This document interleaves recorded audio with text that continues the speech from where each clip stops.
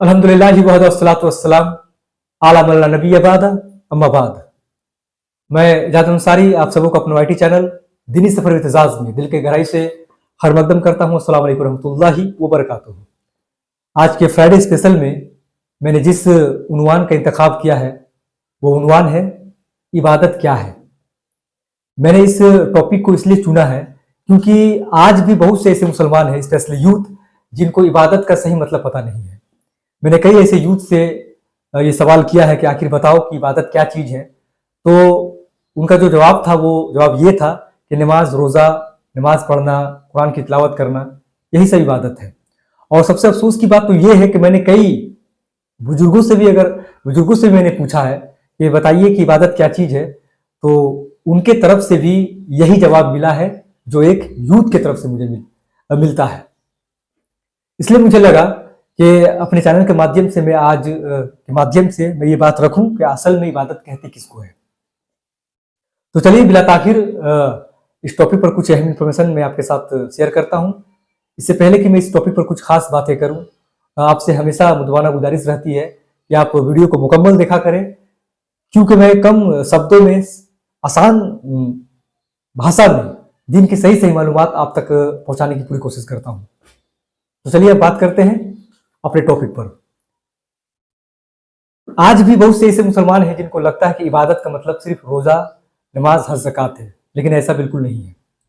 सबसे पहले हम जानेंगे कि आखिर इबादत क्या है और क्यों अल्लाह सुब्हानहू व तआला हमें अपनी इबादत के लिए उभारा है। इसे जानने के लिए मैं आपके सामने कुरान मजीद की एक आयत रखता हूं ताकि बात अच्छी तरीके से वाज़ेह हो जाए। अल्लाह सुब्हानहू व तआला सूरह ज़ारियात चैप्टर नंबर 51 आयत नंबर 56 में इरशाद फरमाता है, वमा खलक़तुल जिन्ना वल इंसा इल्ला लियअबुदून। आयत आपके सामने दिख रही है, स्क्रीन में दिख रही है। इस आयत करीमा का मतलब है कि मैंने जिन्नों और इंसानों को फकत अपनी इबादत के लिए पैदा किया है।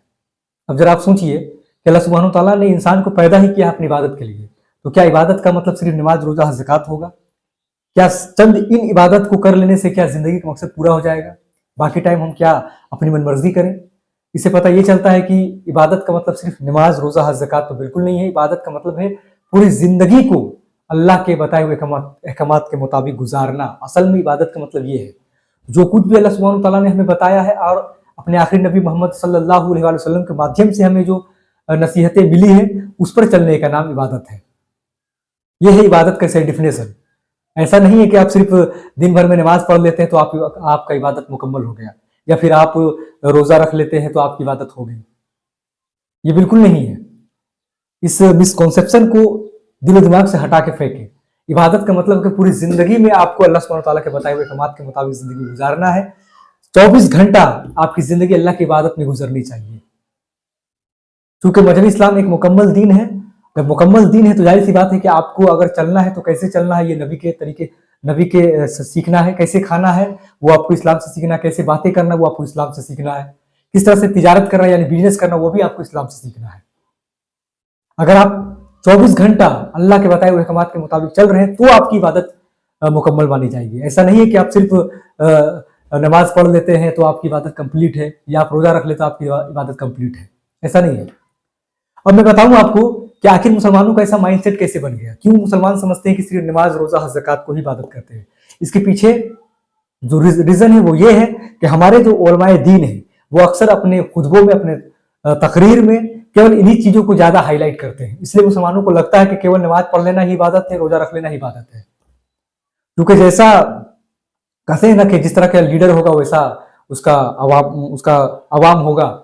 जाहिर सी बात है कि जब हमारे उलमाए दीन सिर्फ नमाज, रोजा, हज, ज़कात के बारे में बातचीत करेंगे तो लोगों का माइंडसेट यही बनेगा। उनको लगेगा कि सिर्फ यही इबादत है। लेकिन मैं आपको बताऊं कि पेड़ पौधा लगाना भी इबादत है, माँ बाप के साथ अच्छी तरीके से व्यवहार करना भी इबादत है। रास्ते पे अगर आप किसी तकलीफ वाली चीज को देखते तो उसको हटा देते तो ये भी इबादत है।